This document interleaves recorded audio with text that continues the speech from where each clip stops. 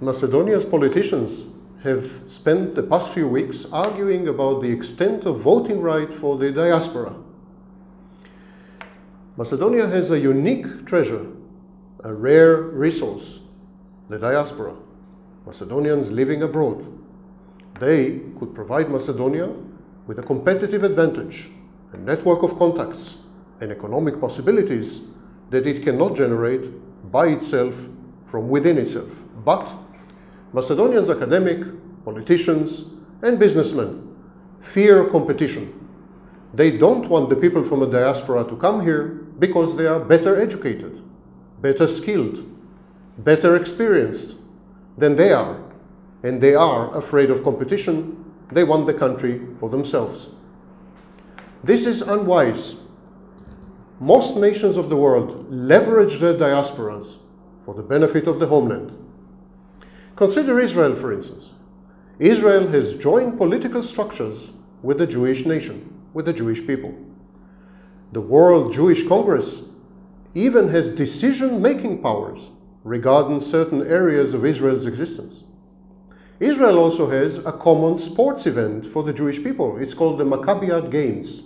These are the Olympic Games of the Jewish nation. Exchanges of students, exchanges of businessmen, professors, academics are very common throughout the world.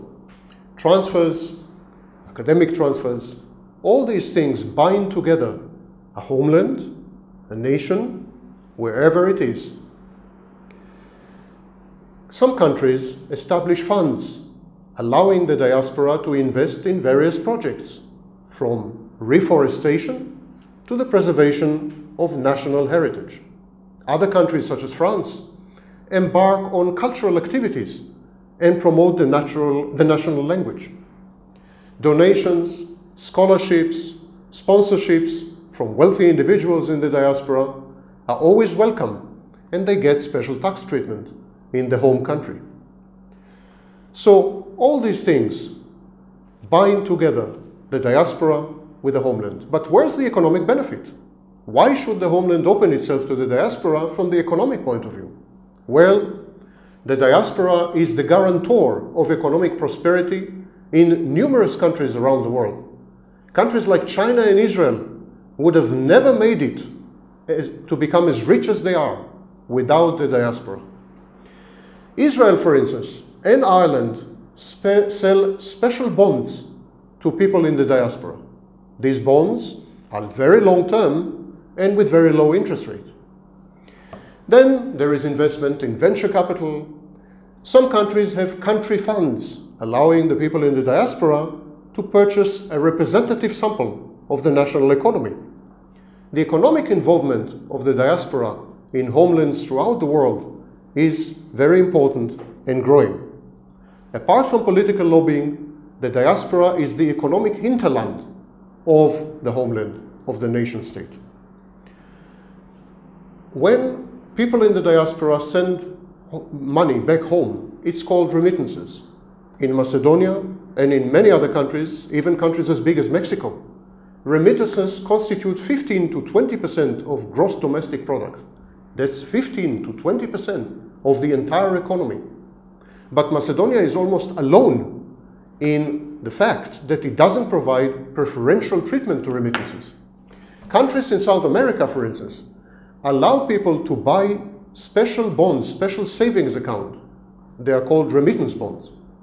Other countries allow remittances to come in free of taxation. Yet other countries provide a favorable exchange rate when remittances are coming in. Only in Macedonia, remittances are not treated specially. So what more can Macedonia do? Various countries in the world, Israel, China, Venezuela, and even poor countries such as Uruguay and Ethiopia, encourage returning citizens. When citizens return from abroad to live back in the homeland, they get special tax treatment, they get loans to start businesses, and if they're highly skilled and highly trained and highly educated, they are also encouraged to find special employment opportunities. Macedonian investors from the diaspora should get special treatment in Macedonia. They should enjoy a tax holiday. They should have unfettered access to decision makers. They should have their own court for foreign direct investment, so that they don't have to go through the local judiciary, which they distrust. And they are allowed to open business incubators for startup businesses.